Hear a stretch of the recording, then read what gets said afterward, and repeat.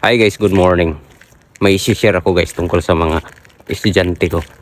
Alam nyo ba guys, yung mga bata dito, lalo na pag mga Pilipino, nakakatuwa. Kasi yung iba kasi dito na pinapanganak. Tapos tinatanong ko yun sila, oh magaling ka ba magtagalog? Yung iba guys hindi. Pero ang nakakatuwa dyan guys, sa mga Pilipino dito. Shoutout sa mga estudyante ko minsan ha. Kasi nagmamano sila guys. Natuwa ako eh.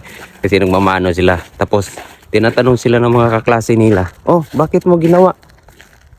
Kasi yun ang tradisyon natin guys eh. Pag may nakikita tayo nagmamano. Pero yung iba guys hindi sila nagmamano kasi siguro nahiya. Pero yung mga batang nasanay siguro sila sa loob ng bahay na nagmamano pagdating ng mga parents nila. Pag pumapasok ako sa school guys, pag sabi nila, oh, are you Filipino? Sabi ko, oo. Magmano sila kaagad guys. Yung tradisyon pa rin natin guys nga nagmamano guys. Nakakatuwa. Kasi nagulat ako eh. Pati yung mga assistant teacher guys, makikita nila nagmano yung mga bata.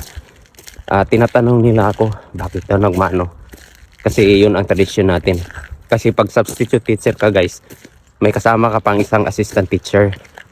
Kaya ganito dito. Nakakatuwa guys yung mga bata. Nakakataba ng puso.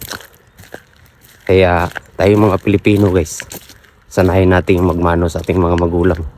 Kasi makapunta tayong ibang bansa, magugulat yung mga ibang tao, bakit ka nagmano? Bakit mo ginawa? Pati yung mga assistant teacher guys na kasama ko, tinatanong nila, oh, bakit nagmamano yung bata? Ganon ang kultura namin mga Pilipino. Yun lang guys, isi-share ko guys. Have a nice day. Bye bye.